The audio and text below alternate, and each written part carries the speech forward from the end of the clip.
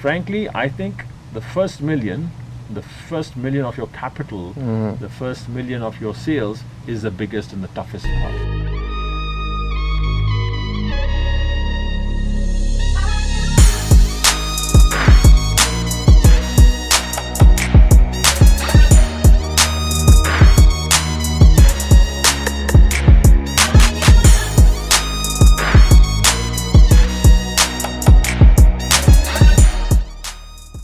My name is Vimal Shah.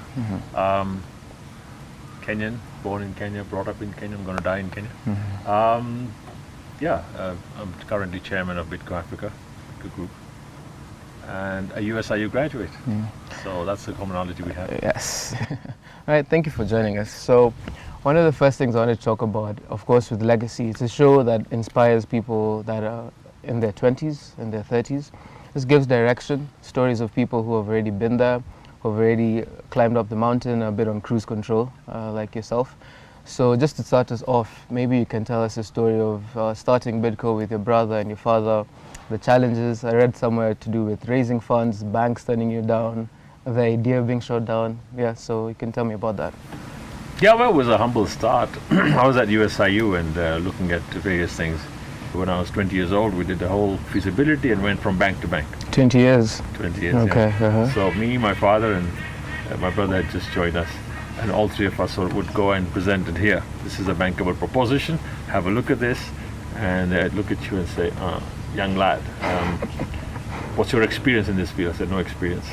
Have you done this before? No, never done this before. How do you think you'll succeed? I have a plan, I have a proposition, have a look at it. It looks interesting. And bank to bank to bank to bank, you know. So now they needed you to have experience, they needed to have capital and all that stuff. Ultimately ended up with somebody called IFC, International Financial Corporation, and presented them and said, look, would you look at this? And they said, young lad, this is such a big project. Do you have the money? I said, no. Do you have the experience? No. So they said, if you have 40% equity, then we can look at funding it. You'd have to put in 40%. Now it was $60 million then, back in 1980s, and it wasn't available. That sort of money we don't have. If I had that, I would have started already. So having looked at that, they advised us, look, go step by step. Start at one end and then go backwards and go backwards all the time. And we started doing that. So in 1985, we set up a whole soap plant, a small soap plant, with no big funding, but funding from friends and family, and collected that money from friends and family and a friendly banker. So look here, based on your dad, we'll give you this much money. It was small amounts, but that was, even industrial development banks said, okay, we'll fund it. Started off small in Nairobi, in a 1 ton per hour plant, and 1 ton per hour gives you 20 tons, which ultimately ends up, being about 6,000 tons per annum.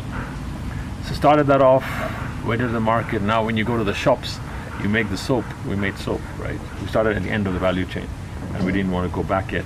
But started from soap, and then wanted to go back into oil, and go back into crushing, seeds, farming, the whole lot. And go back, sell your product. Now we got a soap product here. And you go to the shopkeepers and say, no, nobody's asking for your brand. If it doesn't sell, we can't keep it. So no stock keeping. Learned the hard way again, picked up some cars, vans, said, let's put the product in the van and let's go and sell to the markets. Went around shop to shop, selling to the markets.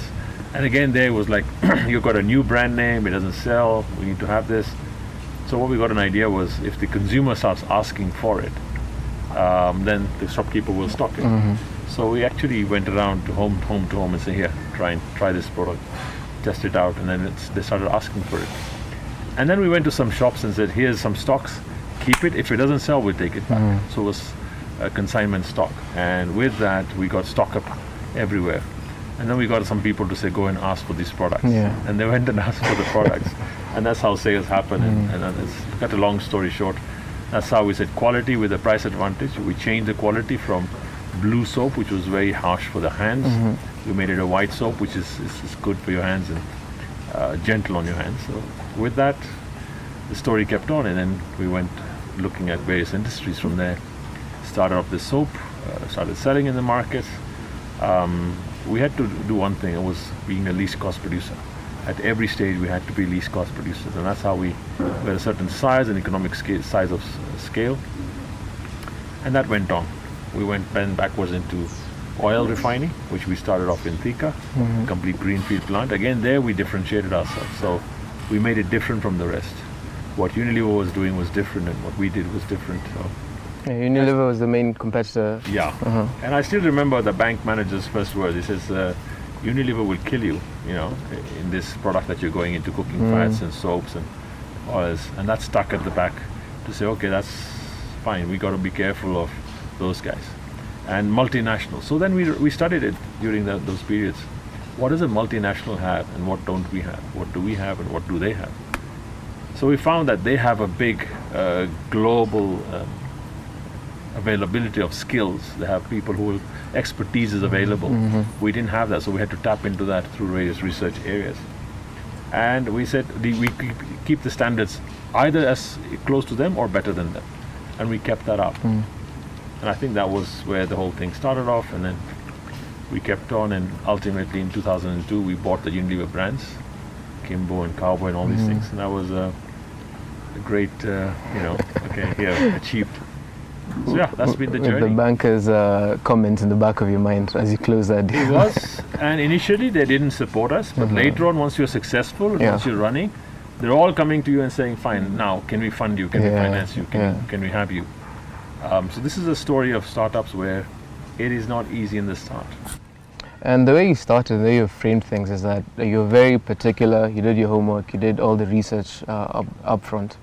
So what inspired you by that age to get into that entrepreneurial mindset, and also not just in the thought of it? Clearly the practical aspect was heavily in your story. So yeah, what inspired that? Is it movies, books, people in your family? Interesting question, because I think what inspired us at that time was to say, what does that multinational have that we don't have? And we can't be lesser. So we've got to make sure we prove it, because ultimately they're still people, right? They're producing it locally here, and they're doing it. So what's stopping us? And that's why our standards became higher, to say, fine, always operate at a standard where quality is not a compromise. And when that became a standard, then the second thing was your quality of service. Don't compromise on that too. What we found out is we had faster decision-making ability. So those are the strengths that we had here. I mean, as a small startup, you can say, fine, let's change things, let's repurpose, do it differently, and we could do it instantly. They couldn't do it. They had to go back through their own boards and all that stuff. So we understood that bureaucracy, out. So even today, as we speak, 35 years on, we actually tell all our people we're a startup, and we've got to have a founder's mentality, because that's crucial. So you being a founder also, don't let this mentality of, can do, ever go and become a big corporate and say, now I'm a bureaucratic corporation. So that was important. And I think the learnings from all that was when the bank manager says, these guys will kill you. So you had to go to find a mitigant. How do we mitigate anybody coming and destroying you? And that was people, processes, and systems. And that was important. Second thing was, a lot of people were looking at, in the earlier days, were looking at cutting shortcuts. Buy cheap machinery, do it small, and just try and be in the market, including, not paying their taxes. And from day one, my dad says, nothing doing, go straight, and we had to pay all the taxes, do all the things rightfully, and fight for our rights. And early on, when he was still in business at that time, he was part of the KAM. And that's how I took up that, because I think creating an environment that is conducive to good business being done is important. So all that, keeping the standards high, making sure we don't cut corners, and being there for the long run. And we weren't there for the short run to say, fine, here's 3 years, 5 years, we'll sell it. We were like, let's be planters. With a vision to go backwards, right up to the farmer. Okay. And 35 years on, we're still doing that. Okay. So I want to go into education with a two-part question. So we have a common point of you're an alumni of USIU. I'm currently a student. And a lot of people in our age group and this new generation find a college degree not to be as important if you're in entrepreneurship. With the way things are moving, they think that school does not move as fast as the world is right now. So the first part of the question is, what influence did your formal education have in your career path? And also, what's your opinion on the necessity of a college degree now? especially for people in entrepreneurship? Interesting question, because I think that's very, very vital. It's not the degree that's important. It's not the paper you get at the end of 4 years and say, fine, that's what it is. It's the learning in the 4 years or the 3 years that you had and what you do with it. And the ability to think on your feet, the ability to decipher issues, to assess a situation and say, fine, this is the situation, fine. What's the diagnosis and what's the prognosis? And that's crucial. That's what you get at university. So if you haven't grasped that, then the degree doesn't make any sense. So one thing that was important for us was to say, at that time, where do I get this formal education? And that learning, that social psychology 101 and all those things, sociology, really helped, because you realize in business, it's all about human behavior. Why do people do the things they do? Why do people buy stuff that they don't need, right? And you go to advertise and all that stuff. So there's a lot that you get in university and you learn about all that. Plus it widens your horizon to say, fine, I can think bigger now.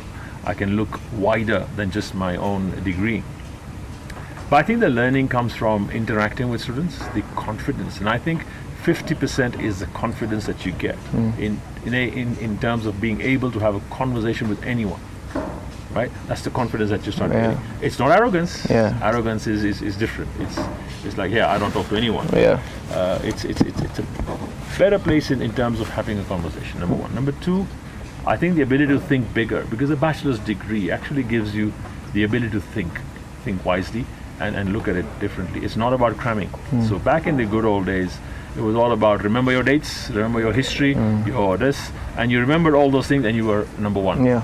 And that was it. That was everything about it. I don't think that's important anymore. It's not that. It's the learning. And now it's lifelong learning, because learning never stops. So having acquired your degree, and when you graduate and you think, now I've arrived, no more, learning never stops. Even today at my age, which this year I'm going to be 60, you keep learning. And you keep on learning all the time. And look, right now with digital space, with the digital disruption that's happening, how many of us learned about mobile phones or computers in school? None. You learn by doing. You get into it, you learn it. So it's an app world now. Get an app, download the app, learn it, adapt to it. Simple. And I think this is where it's important. So the degree is important to say that you have acquired a certain status or a certain level. It's not a snob appeal.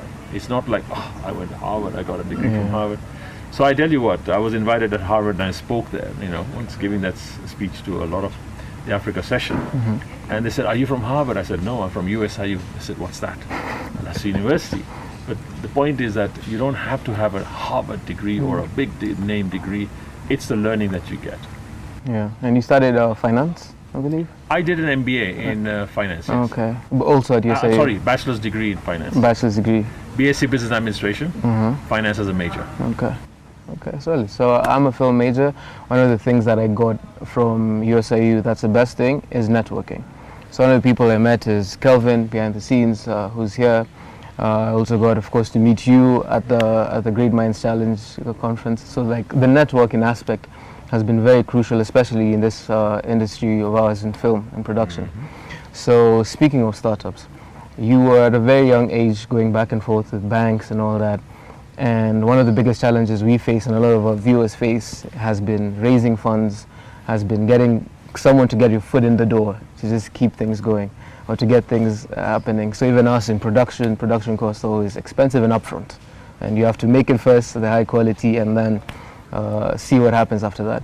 So how did you go about it in terms of your age and mitigating that for people to look past it? And also, what's your advice for those of us who are doing it now? Because I also feel there's a lot of people doing the same thing or similar things now, very cutthroat. What's your advice when it comes to that? I think it's important, and with foresight for you right now, and for me, hindsight, to see what's the learning. First and foremost, it's the customer.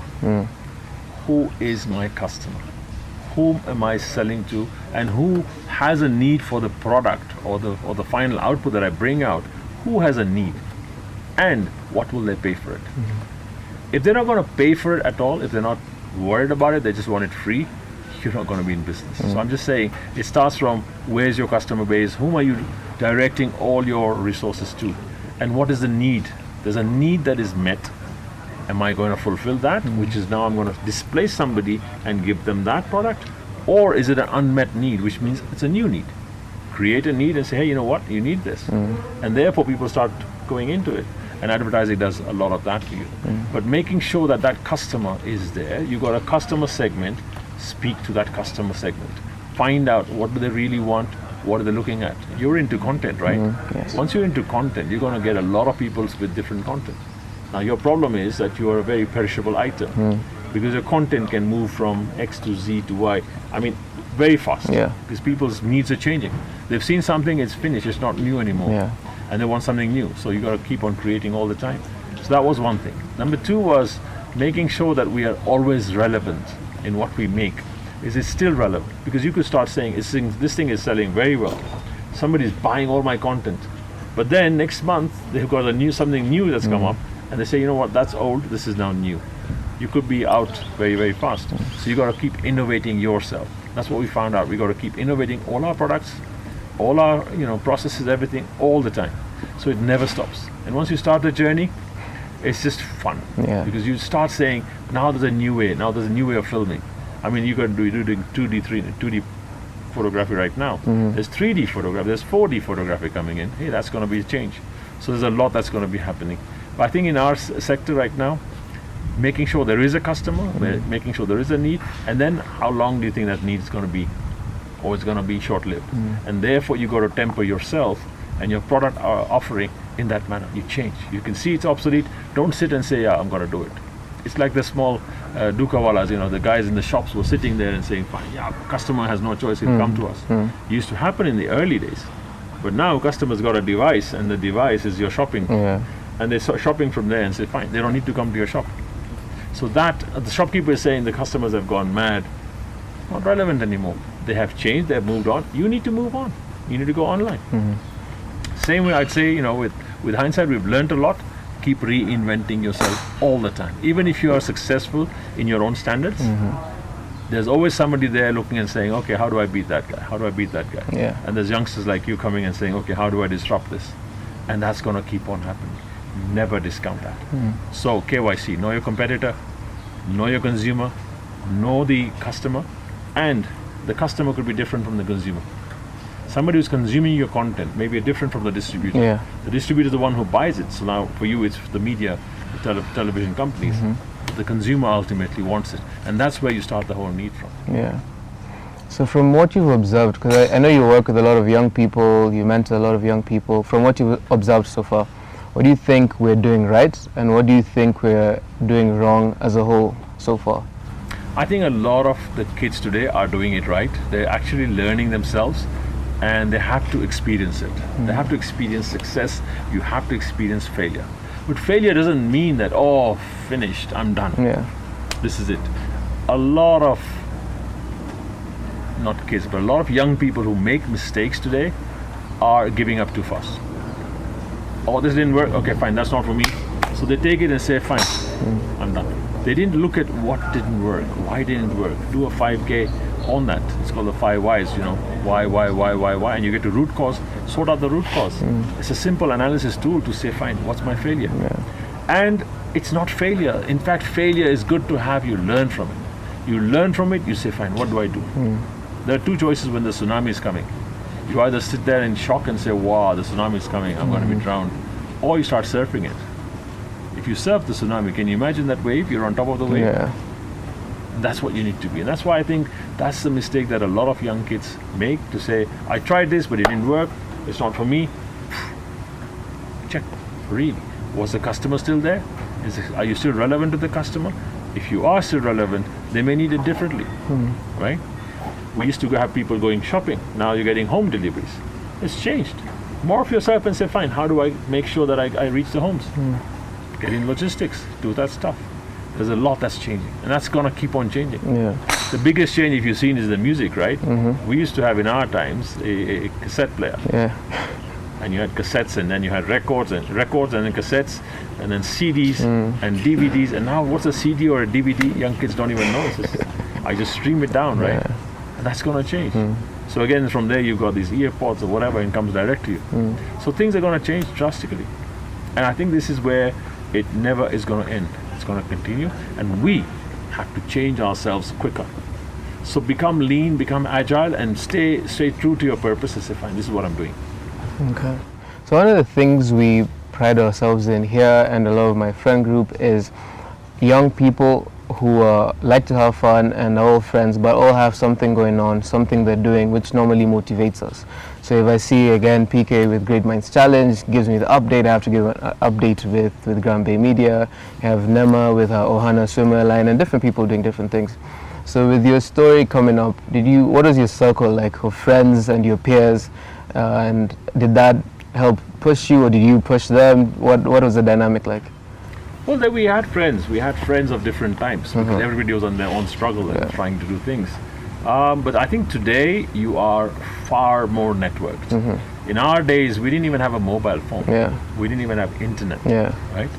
We had to go to the office to pick up my mail, to pick up a message, to do my correspondence. We had a machine called a telex machine, right? So you actually do a telex typing and you get a contract sorted out. So after that, the fax came in and all these other things came in. So today, you guys are so networked. You've got the power of internet. It's just amazing what you can do with it. And with that, you can decipher so much more. However, some people are getting overloaded and they think, oh, it's too much. So I don't want to do anything there.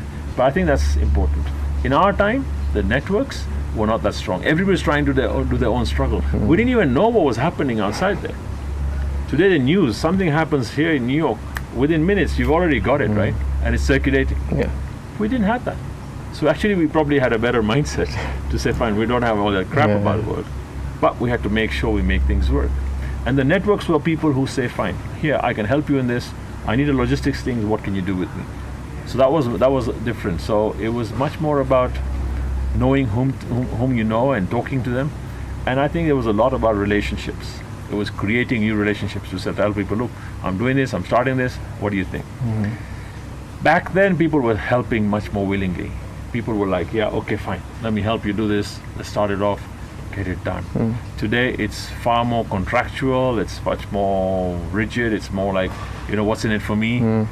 In the past, in our times, it was less about what's in it for me. Say, just go do it. If you're successful, I'm happy with it. Yeah. Right? People were happy if you were successful. So it's different. It's changed. But hey, right now it's far more easier, far more volatile, far more agile. And you can either make it or break it much faster. Yeah. With the connectivity, it's a good thing you mentioned that. We have this new pressure that's come with seeing where everyone is at in life. You can quickly look at, this is what this person is doing, that person got that job, that promotion. And we're no longer moving in our own time because we have so many people that we can compare ourselves to, some of which we should not. Someone can look at you and say, look at how much you've done, but like the time difference that's been there. Do you think that was a factor for you, and has that been a factor even with your own peers as you are at this stage? I think that's a very, very interesting question. First thing is, we should stop comparing. Because when you compare somebody and you say, oh, he's gone further than me and I'm left out, that left out feeling shouldn't come, number one. Number two, it must be more of saying, he's my friend, he's doing well, so I'm going to do better. I'm going to do the same or whatever. But I don't think we should be comparing ourselves and say, oh, he's gone, so I've left out. Have a clear conscience. Know your route. Plan your route. What am I going to do? What do I want to do? Not what do I have to do. What do I want to do? What do I wish to do? Get that sorted out first. So that purpose is very clear. And from then say, for me to get to this point, what do I have to do? Rather than say, I have to do this, I have to do this. And therefore, a lot of people are becoming cosmetic. So if you look at your Facebooks or Instagrams, you've never seen a sad face there. You've always seen happy faces. The sad moments are never put on, right? Yeah. So does that mean that everybody is very, very happy and they're all content and everybody's hunky-dory? No, they're just putting their best pictures. Again, very cosmetic. What you've got to do is find out, what is my purpose? What am I going to do? What need am I serving? And from there on, have a conscience that's clear and have the confidence to say, I'll face it. Look at the two things. One is the worst case scenario and one is the best case scenario. Always, always, always prepare for worst case scenario. Prepare for it to say, if this goes wrong, what is the worst? I'm ready for that. Then whatever will happen after that is for the best case. If you're not prepared for worst case and you're only looking at best case and something goes wrong there, you start becoming very, very dejected. I don't think they should do that. crucial aspects about having a clear conscience, knowing what you want, and knowing where you're going. One of the things that we, as a company, as a generation, and everyone else have to balance is between money, going for money, and going for the experience, or for us to be building a catalog. Like creating all this content. We can either do that or quickly start trying to look for sponsors and investors, selling it. And it's never a clear-cut choice between when it's time for you to just bootstrap, get the work done, and try feed yourself and your team, or you focus on the money. How do you go about that? Simple. Ask the question, why are you doing your collections? Why are you doing all this content? Why? What's your why? That takes you to purpose. Why are you doing it? When you do this and its content is fulfilled, what will happen to it? You will portray it somewhere, you'll sell it to somebody, and ultimately you'll monetize it. So there is a purpose of money. So let's never discount that there is a money issue involved in it. But when do you monetize? What do you monetize? And how often do you monetize? Question mark. If it was only money that you're after and nothing else, and it wasn't about a purpose to say, I'm going to help other people, because in the helping, you're going to make something out of it, right? Make a living. If your purpose is only money, and you just want money, why not just go and rob a bank? Yeah. You'll be rich, right? Yeah. And then you'll be walking around with your head down and worried and all that stuff. That's the point I'm driving at. When you do certain things, what is that you're looking for really? There is a purpose behind it. It's going to fulfill you, right? By helping others, you want to help them to become better than they are today, right? In the process, yes, you will make an income. Nothing wrong with that. But money is not the only driver. Money is a side effect of what you do. And yes, it does get monetized at a certain stage. You got to have that technique of how to monetize it, not just to say, let me look for sponsors. Because you can be in an 8 business, and you never make a living. So ultimately, there is something about sustainability, right? So when we talk about sustainability, it's about planet, profit, and people, right? So if you involve everybody together and say, fine, together we can do a lot more. Why not? Right? And ultimately, somewhere, somehow, people are going to pay a price for it. But if there's no customer who's willing to take your content, if you're building a lot of content that is just no good and you just put it into the library, ultimately you're just doing a philanthropy, right? Yeah. So as a startup, you don't want to do philanthropy. You want to make the philanthropy as a part of what you're going to do and say, fine, if somebody gets something for free, fine, it helps them. That's a purpose. But the money part, you got to really look and say, fine, what happens in the end? So make it as a byproduct rather than just the issue that you want. Okay. So going back to your story, what's one or two challenges that you faced or setbacks that you said one of the biggest issues we have is giving up too early? Have you had moments in your career path that you're like, this is not going anywhere, and you had to pick yourself back up? Many moments like that. So, like I said earlier, right, you have a lot of places where you just think, this is too much. It's just not going to work. It's not working. What do we do? So you have your downs, your ups and downs, right? And in that moment, you feel like, just give up. It's easy. And then you say, hang on. And you got, my father and my brother, and they say, look, hang on. You learn from this. What did you learn from this? Fine. And one thing he taught us very, very strongly was, don't be worried about failure. Don't be worried about a mistake. You made a mistake? Fine. You pay the consequence for it. But it doesn't make you zero. It actually tells you what not to do next time. And that's an important learning, in my opinion, which a lot of youngsters need to learn that to say, fine, you make a mistake, don't worry. Fail fast, correct it. Corrective action is important. And that's what I've learned after all these years is, don't be scared to make a mistake, make a decision, do it, get it done. If it doesn't work, find why it didn't work, change course. And if you think it's a failure, cut it off, do something else. But don't procrastinate, now I've spent so much money, what do I do, it doesn't work. And people are in analysis paralysis, and they get paralyzed with it. And in the end, they find the customer's already gone. Don't. That's important. So in this context for you and for other startups, I'd say, whatever you're doing, if there's a clear purpose around it, communicate that. Let people know why you're doing it, right? Let people buy into it. Number 3, there's got to be somebody who says, I need this service, I need to pay for that service, and I'm going to pay for it in this month. And there's so many innovative ways of now raising that. In fact, not only doing it yourselves, you could get a group of people coming together and say, fine, let's pool our equity. Let's pool everything together and make things happen. And there's so much capital in the world looking for seriously excellent ideas. Yeah. The capital is there. The ideas are there, but they're just not mixing because the pitch, the way it's made, the presentation, the way it's made, is not gelling. Okay. Well, with this one, this is now from a personal point of view that I always have to ask in regards to books. I'm an avid reader. I promote reading. I push my friends, and I don't hand them my books. They can read it in the house, but after that you have to leave it there. But you have to go get it for yourself. What's your position on that? What's your reading culture like? If it's avid, what books would you suggest, or do you like, and do you think would be relevant for people who are starting out reading? I think reading is a given. I read. I'm an avid reader too. I read quite a bit, but I read very many different things. And reading is a lifelong thing. Never gonna go away. I read even philosophy. I read about religions. I read about spirituality. I read about business. I read about development. I read about the fast track digital disruption that's happening right now. And there's very many authors that I really love. It never stops, but it gives you different perspectives and different views. What is a book? A book is somebody's perspective on this is how things happen here. And then it could be another one that's different. So you don't take one view and say that's the only view. There's so many views. And I think that's important to keep reading. I mean, there's a lot more that's coming out now. There's books like every day coming out. And then I have Blinkist that I use. Blinkist gives me a book every day. Okay. New books. And there's so many more summaries about the book. I've got even the sound bites for it.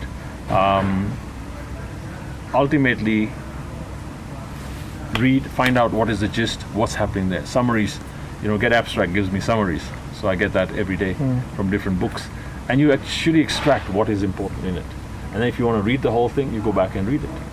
So that's the way I read. And a lot of them now, even on YouTube, there are whole books that are verbalized. That are the entire voice for 6 hours, and you can listen to the book. And nowadays with your headphones on, you can listen to anything you want. So ultimately it's about getting new ideas. The question is not just about reading and reading and reading. I can read so many books, and then after reading, am I getting something that's changing for me? Am I going to change it myself? Monday morning, am I going to be different?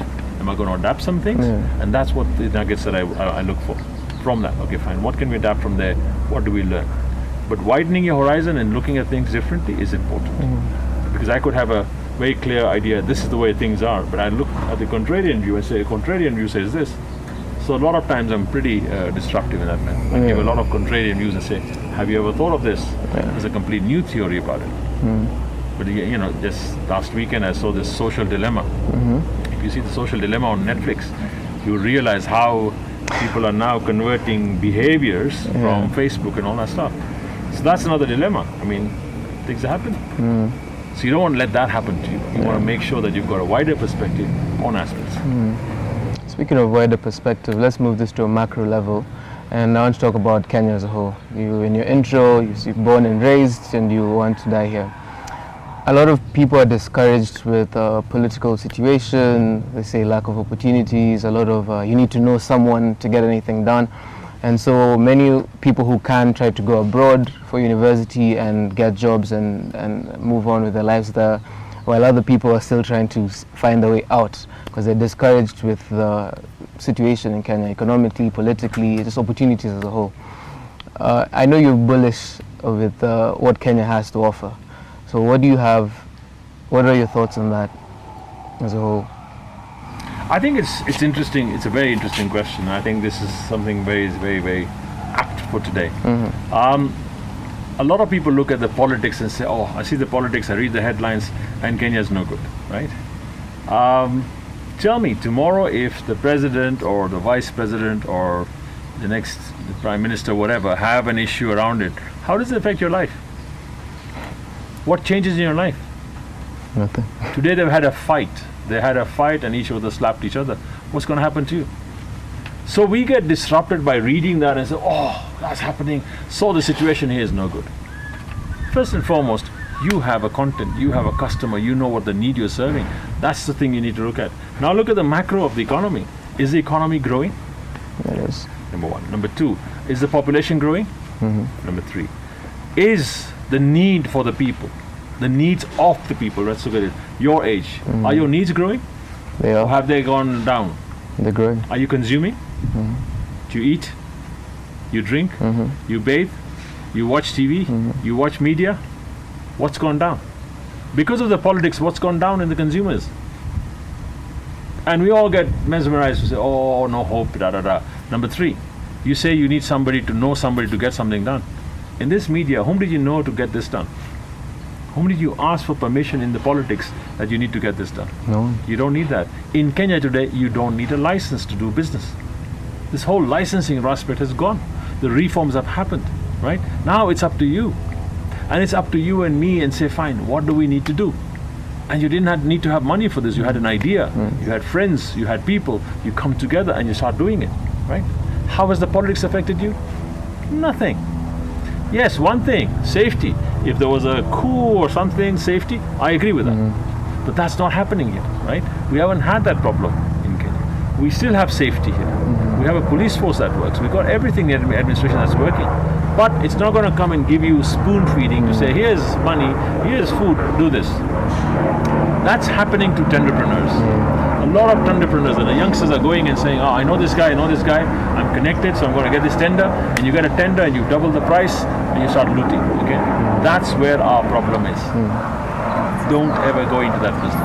Because tenderpreneuring is pretty corrupt. And I think that's where dealing with government is corrupt. Okay, let's leave that aside. Apart from that, where else? When you buy your stuff online, are you corrupting anyone? Nope. Is there any disruption there? You order a pizza right now through Glovo or whatever, it'll come here within hours. You can have it, right? Yeah. So nothing is stopping you. It's only ourselves stopping ourselves from doing this, from taking the first step and say, fine. We always want to scapegoat somebody, oh, it's the politics. It's not this. When you go and work, let's say you go to UK, you go to Norway, you go to US, are you saying you're not going to work? Are you not going to find an idea? Are you not going to do something with it? Are you not going to work hard? Now, a lot of our youngsters are not prepared to work hard in our country to say, you know what, I'm local, so I should get everything on the plate. The government must do this for me. Government's got no obligation. We've got to do it ourselves. And that's where the missing link is. We always want to blame it on government, blame it on politics, and then say, you know what, it's not safe, let me get out of Kenya. When you go out there, are you not going to hustle? You will. There are people who are Kenyans, there are many of them all over, but they still love to come back to Kenya. Right?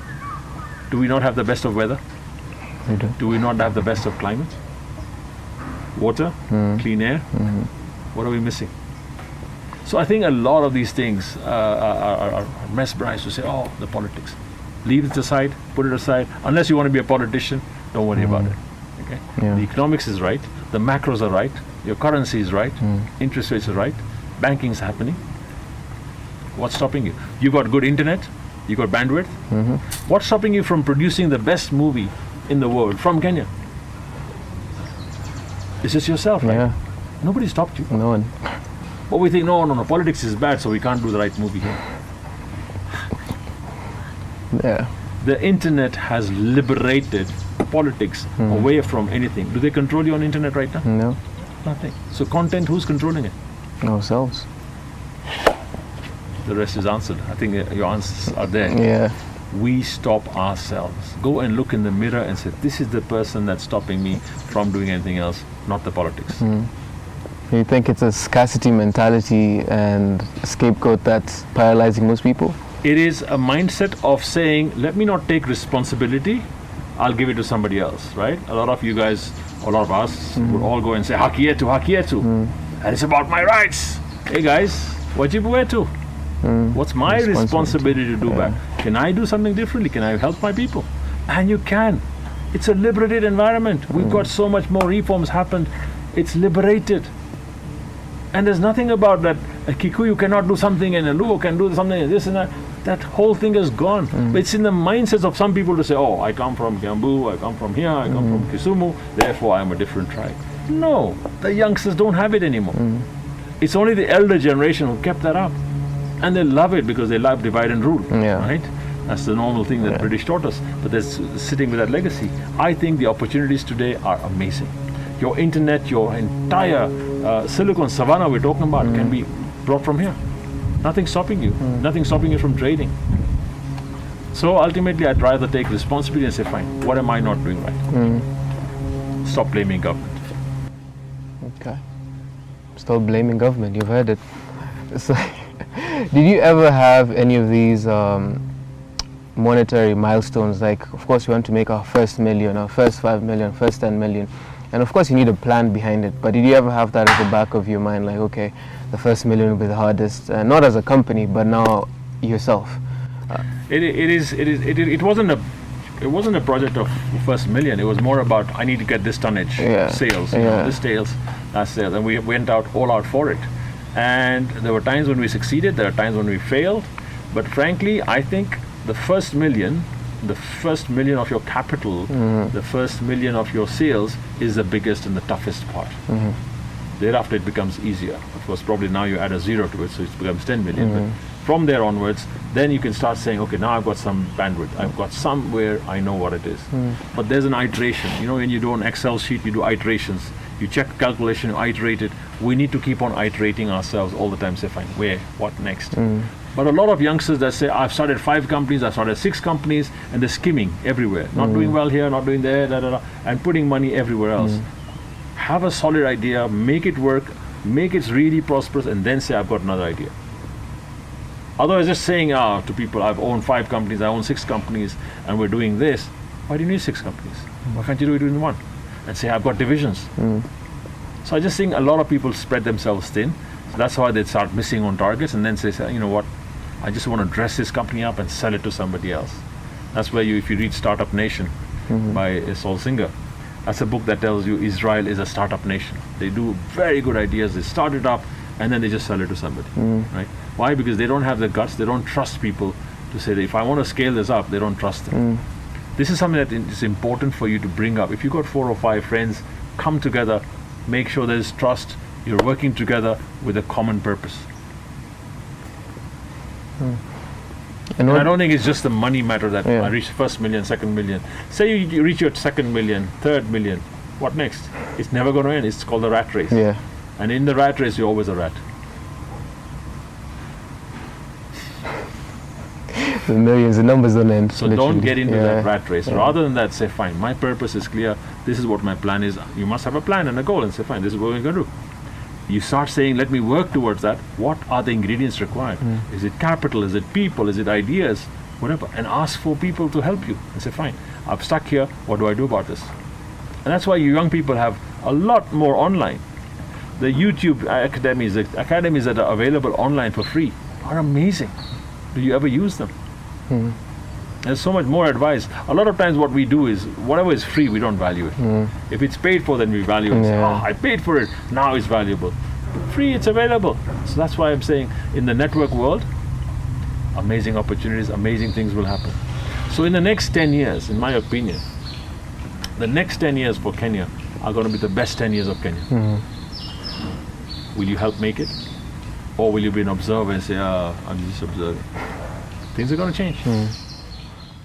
Okay, so how many, you've had a few people come in front of you and pitch ideas and pitch companies and want you to come on board as a board member, finance, all these things. But for the few that you take on board, what do you look for in 1, a founder, and 2, the team, and 3, the whole company? What do you look for before you even consider having a second meeting with them?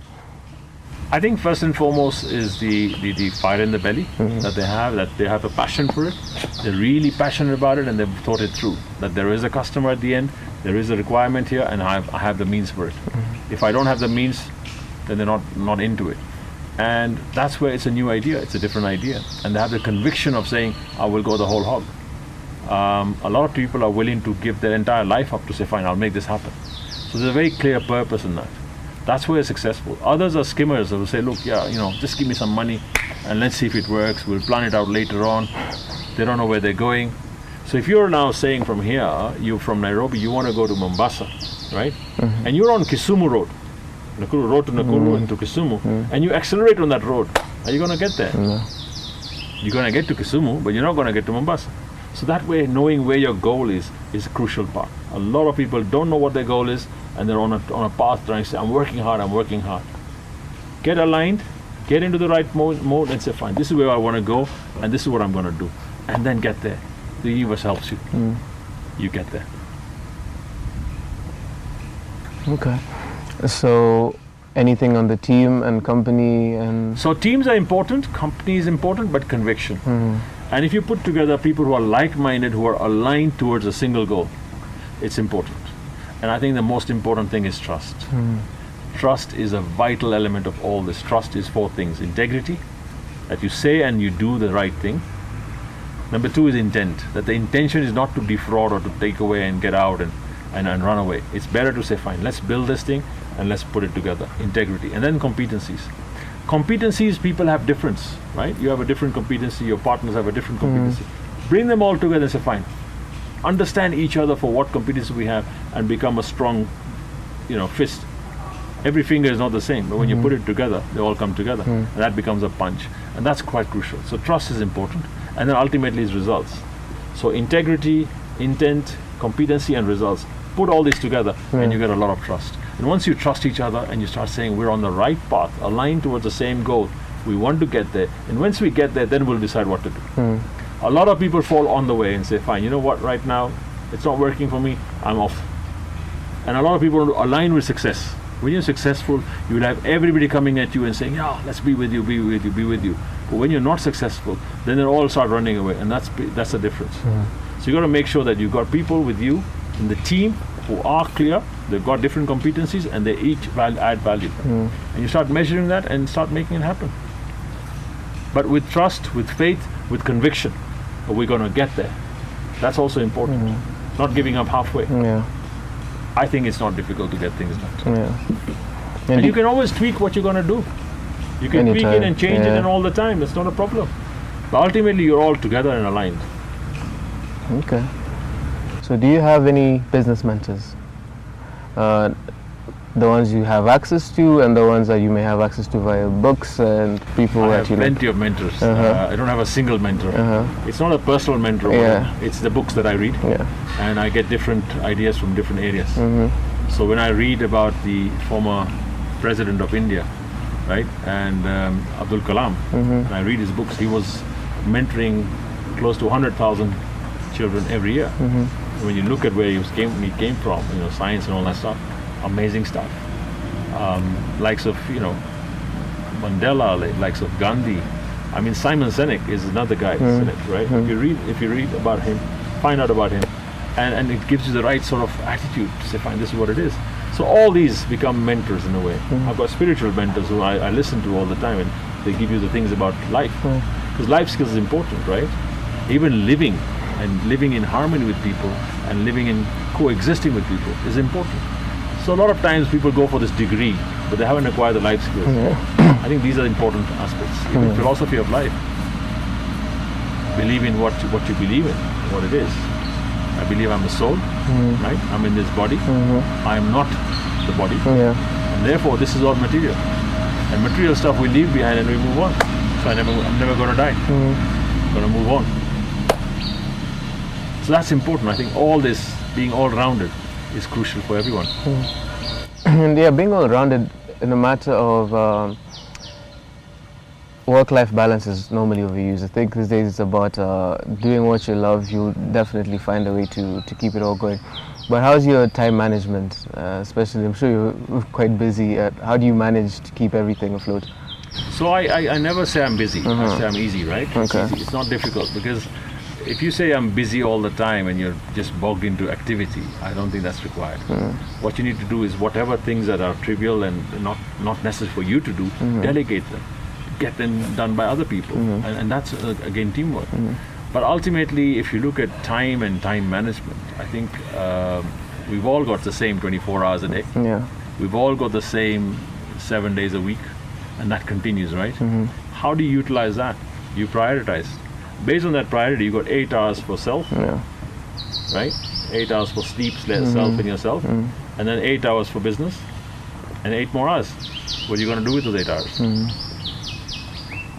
Family, social, drinking, whatever else? Or do we eat up our business time and say, fine, let's put the business time also into that and let's do other social activities?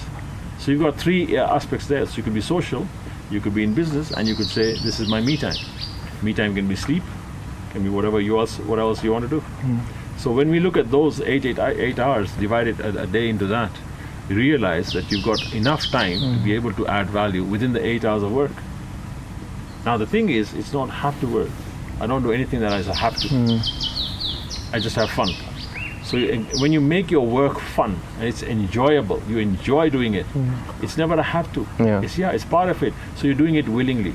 So once you do something willingly and with a wish to, you never have to do anything. So it's never a bother. Yeah. You get it?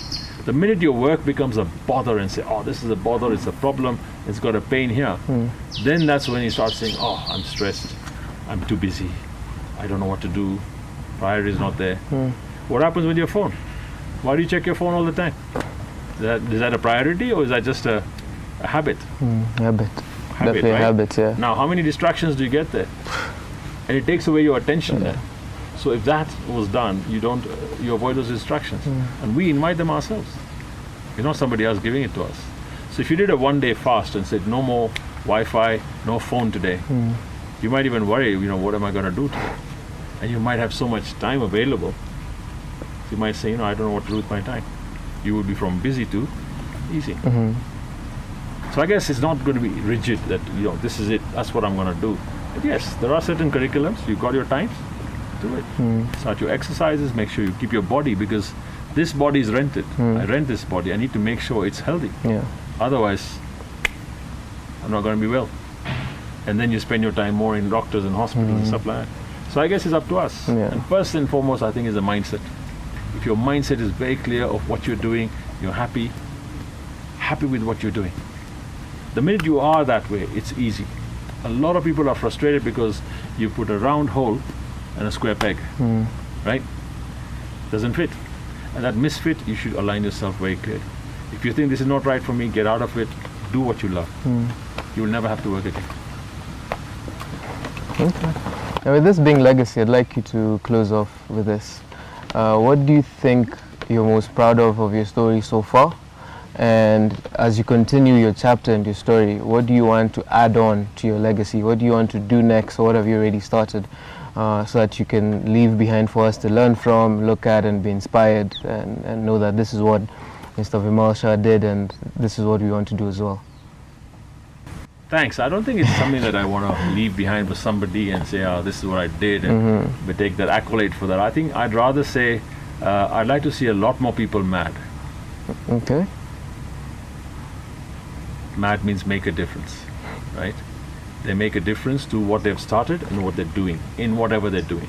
And in the giving is the getting. And that's important for me. So that when you give time, when you give people advice, when you give them the can-do attitude, and I think the can-do attitude comes to a lot of youngsters. I get a lot of people saying, yeah, we love your can-do attitude, we want to adopt the same, and they adopt it. And say, why not?